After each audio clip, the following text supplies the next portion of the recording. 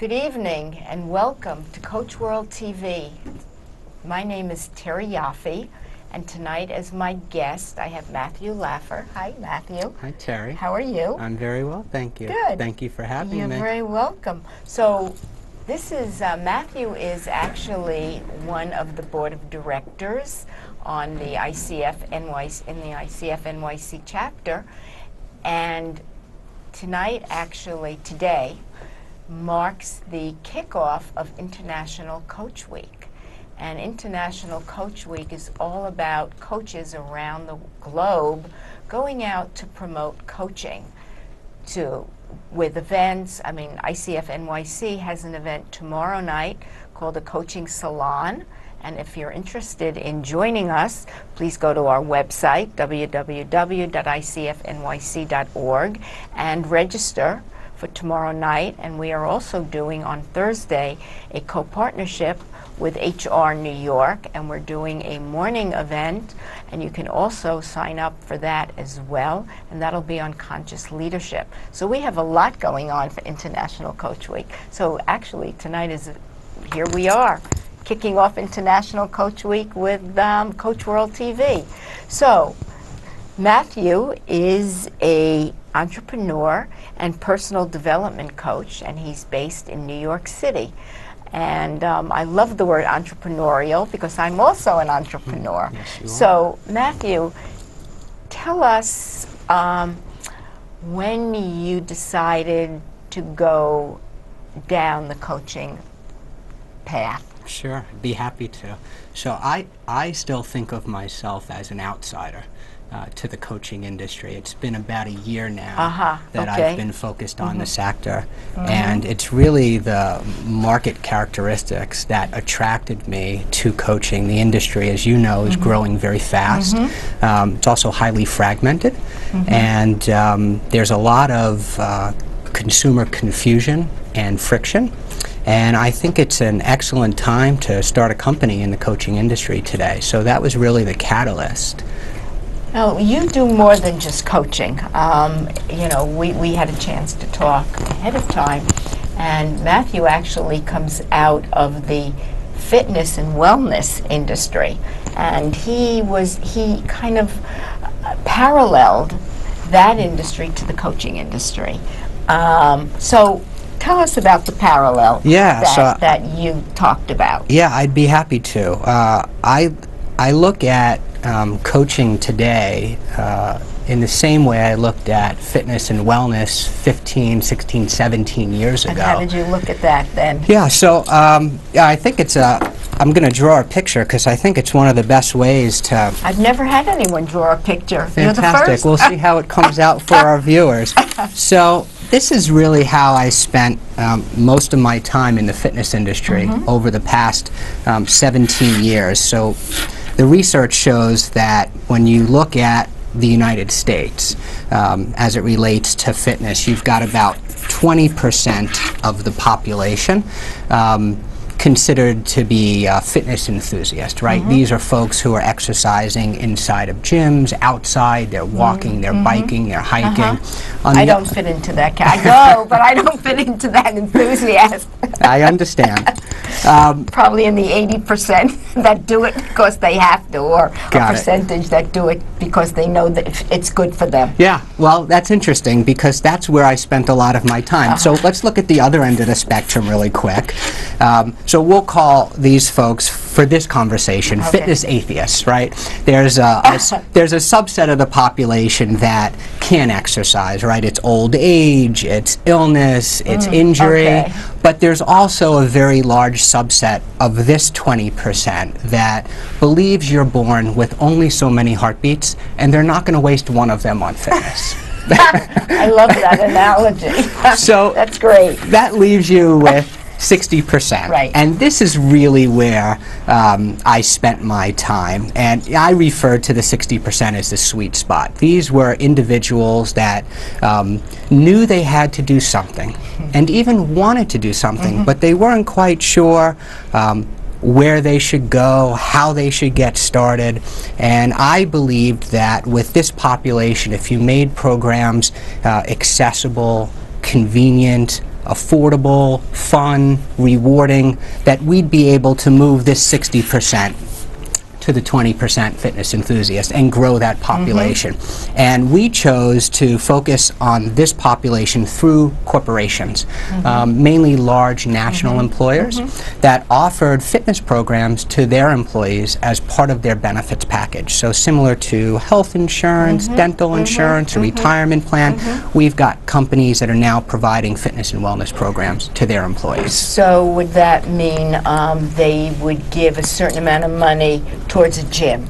Correct. Like Equinox or New York Sports, and you know, there's many of them in the city. Yeah, we and we were in all major cities in all 50 states. We had about 10,000 gyms where we brokered memberships for companies. And the reason I share this with you is because it's very similar to what I'm hoping to accomplish in the coaching industry. So the way we view the coaching industry, similar to fitness, looking for this conversation at the United States, the research shows, once again, you have 3 segments of population. Now, in the coaching industry, you have 18% that we'll call flourishing.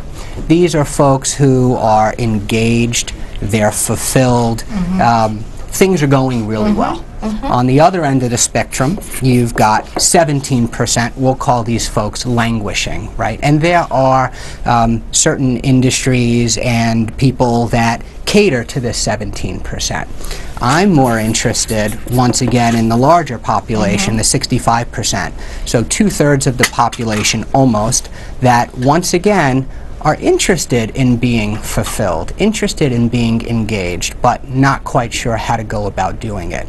And I think the coaching industry has a tremendous opportunity to work with this segment of the population and once again make things more affordable and accessible and convenient, removing a lot of the friction that I see that exists today. And from the conversations that we've been having around the coaching industry today, companies are eager to offer programs, benefits to their employees that are going to be useful, that will help them, not just at work, but also at home. So,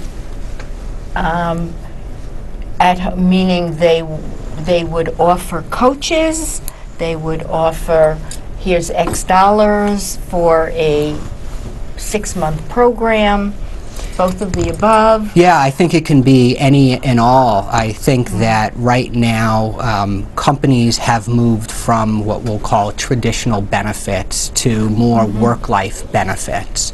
And they're looking for ways to support their employees. And I think employees, their expectation has also grown, where they expect now to get these types of programs through their companies.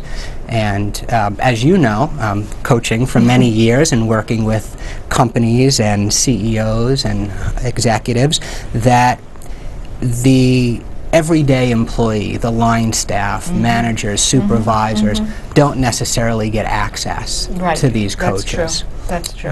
And I'd like to democratize coaching, making it affordable and accessible so that people can take advantage of it. When you say people can take advantage of it, is there a stopgap at the employees that are somewhere down here? You know, there's a wide chasm between the employee down here and the CEO and the C-suite people.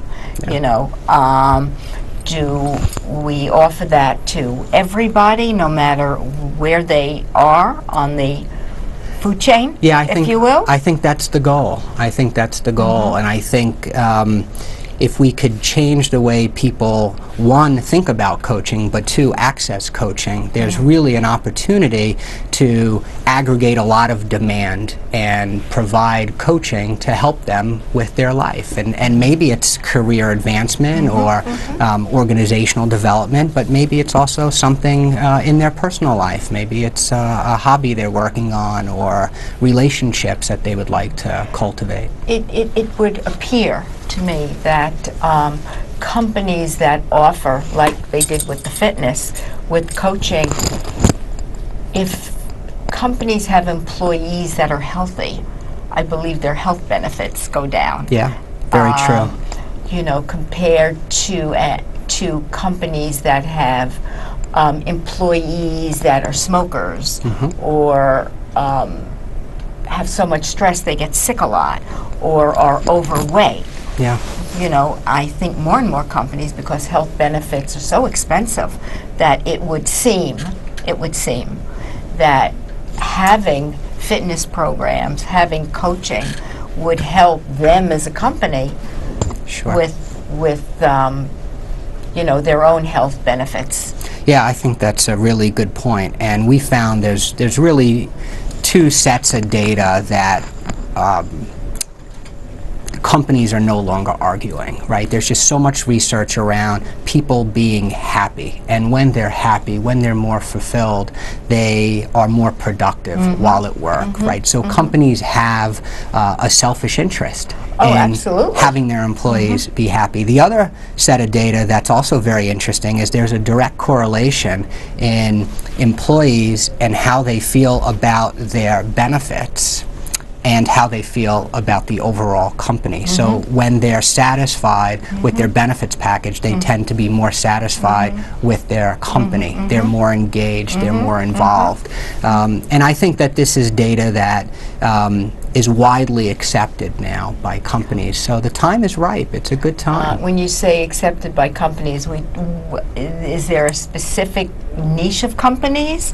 Are we talking Fortune 500 companies? Are we talking Wall Street? It's an excellent question. I will say that all companies aren't created equal. Some companies are more progressive than others. Certainly there are companies in the tech sector, names that you're probably more familiar with, Google and Apple, and they're going out of their way to really offer top-notch programs. However, there are also, you know, I'll call them sort of very old, you know, historical type companies, non-tech, been around for a really long time. Hotels, for example. Omni Hotels is the #1 company as it relates to mindfulness right now, which is really interesting. It's not something that you would think about, but they're bringing people into the company to teach mindful practices to their employees. Meditation and very interesting. Yeah, so there are a lot of different companies, and you're right, some companies are more interested than others. And that's great. That is really wonderful. Because, you know, as we know and as we find out, that if you've got employees that are productive and happy, they are more productive and fulfilled and effective in the companies, without a doubt. Yeah, very much. So that's great. So are you taking some of the structure from the wellness fitness and bringing that to this, or is, you know, you wipe the slate clean and you're starting over? Yeah, so I think it's a very good question. We're going to start clean, right, with a clean slate.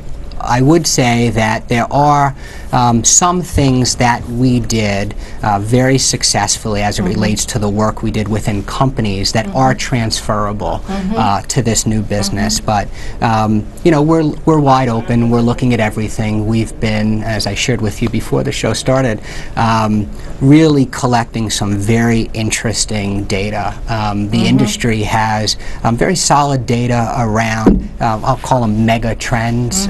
You know, revenue and coach sentiments and insights, but there's not a tremendous amount of data that we've found around consumer insights and how they feel about coaches. So we've been spending a lot of time in different coffee houses and in parks, meeting with strangers, everyday people, and asking them how they viewed coaching, what they thought about coaching, and it's been very interesting and enlightening. I can imagine. And we're using a lot of that data to drive our product. Great. How many people that you speak to say coaching, what's coaching, and is that basketball coaching, little league? Because that's how it used to be.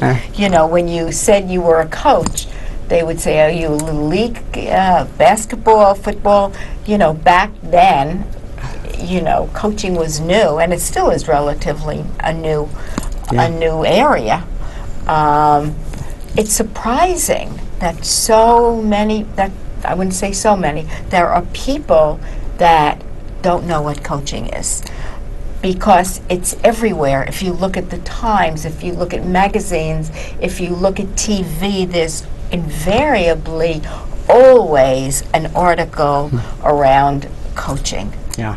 And that's what's so exciting to me. So as it relates to the consumer data and feedback, you're right. Things haven't changed a whole lot. They're still asking, what's coaching? What we've done is we've segmented the consumer population into two groups. We have those who have never been coached before, which is a lot of what we're talking about right now, and those who have been coached. So we'll start with the folks who have never been coached. The typical feedback is one, they're dubious of the profession, and maybe some of that is education around what coaching really is, how it's delivered, but we also hear a lot of feedback around coaching qualifications and what makes somebody a good coach, and how are they able to spot a good coach from a bad coach. So we hear that a lot. The other feedback we hear is around the cost. It's a very high cost. People view it as expensive, and I think largely they're aware that it exists, and I think the preconceived notion is that it's for celebrities, it's for athletes, it's for not the CEOs. everyday person. Correct. It's, you know, it's really interesting, and that when people think about themselves and wellness, like joining a gym, oh, I'm not going to join a gym, it's too expensive. Or coaching, it sounds great for someone else, but it's prohibitive. I like to call those kind of stories that we all have, you know, fitness because they know they're not going to do it, so they immediately go to a price tag. You know, the same thing with coaching. Coaching, not because I'm a coach and I've been a coach for 11th year and I love the profession, everybody could get something from coaching, but it's all about self-exploration, and I think that scares people in a way. Yeah, I agree with that. It's the same thing if you're talking about therapy. People don't know what therapy really is, and you know, they think there's something and they want to go try to figure it out, but until they get there, they don't know what it is. Oh, it's about finding out about myself. And I think coaching is the same thing. They know it's finding out about themselves. But it depends on how much they want to really move that needle to where they want to go. You know, it's the WIIFM, what's in it for me. So, thoughts? Yeah, so I think, so I agree with everything that you said. I think that we are at a time where in the developed world, the developed countries, we've largely satisfied our need for survival and socialization, and there now is a quest for fulfillment and self-actualization. You're right in that that requires some discovery and some exploration about oneself, and that can be scary. But I think that the demand is there, and I would point to, as an example, bookstores, right? The self-help aisles are in every section of a bookstore, including the kids section. And what I would say around self-help books, they're great I read them, I recommend them, but I think they lack the one-to-one customization that comes with a coaching engagement. And I like to say that a good coach is better than a barrel full of books. Yeah, I mean, people say, well, I can pick up a self-help book, but that's general. That only talks about generalizations. It doesn't get into the person. And again, that's another way for somebody to disconnect from them having to do the work themselves. You know, a lot of people live in comfort zones. If it's not broken, I don't need to go there until they come up against a possibility of a promotion or something happens in their life where it stops them dead in their tracks. And they say, oh my God, you know, I probably could use a little help. And then it's doing the work. Do they want to do the work? You know? And it does require work. Yeah, definitely. Yeah, Definitely. and I find that the work really begins outside of the coaching session.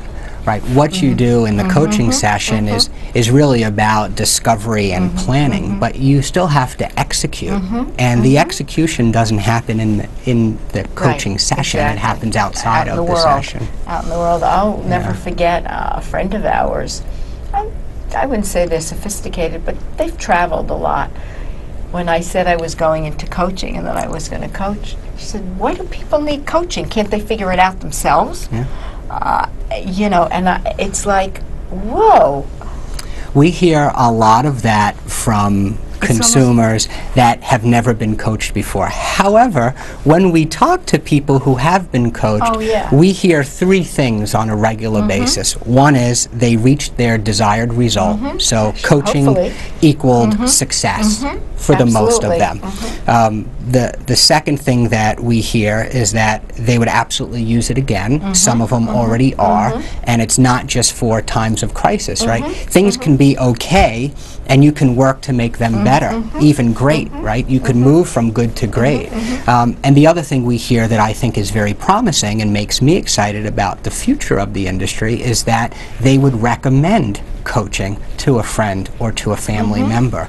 So while most people are not open to it today, the people who have experienced it largely are, and they're recommending it and they're using it. So I think that it's getting more people involved. And yeah, and that's always wonderful to hear. I mean, I get a lot of repeat business, meaning people that have worked with me, they've taken a break and something's come up and they've come back. Yeah. So that's always nice. But you know, it would be great if more people's minds were open, and maybe with what you're doing and what ICF is doing in promoting coaching, and that's what this week is about, is really going out and making people aware of coaching and what it is and you know what it isn't. Yeah, agreed. And I also think that making it more accessible, making it more affordable, creates a lot of opportunity. And you know, I shared with you one of the things that we're doing right now is we are creating a curated team of coaches that we're going to make available to companies for their employees. And when you have a particular coach in a specific area, you'll also have access to an entire team of coach. And rather than paying what you would normally pay, which is, you know, $200 to $350 an hour in many cases, you join like you would a gym. It's a monthly membership. And you simply have access to a team of coaches while you're paying your membership. And so access to a team of coaches, what does that mean?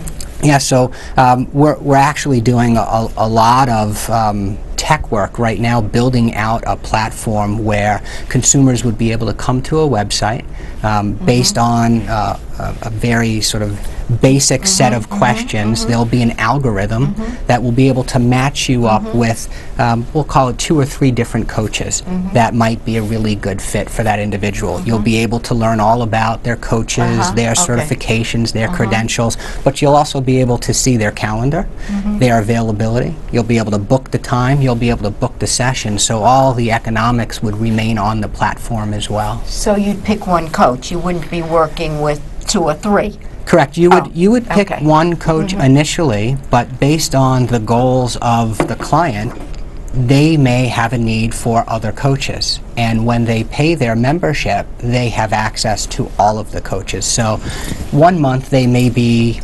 receiving coaching services in organizational development, right? It's something that they're focusing on. And you know, maybe the next month they have something in their personal life. Maybe it's relationships, maybe it's communication. And they would go to another coach for that? Yeah, they would have access. How would that work? I mean, meaning that you'd have a kind of a smorgasbord of coaches that you don't really connect with one person and stay with one person. If you got one for this and one for that, you know, it's like having a team. Yeah. Yeah, they really do have a team, but they're also able to stick with one coach if they've built the rapport and they're making progress and they want to stay with that coach. For other areas in their life, they can certainly do that.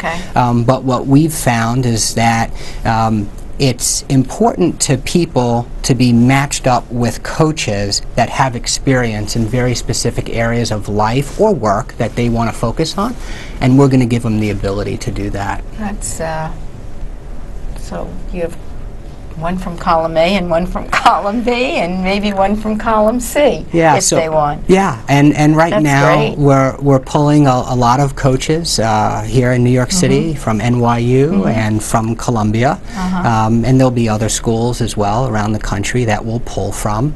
But we're really excited about it, and we think it's a great opportunity, and the market characteristics lend itself to creating a sustainable and profitable company that does a lot of good. And do you have a website?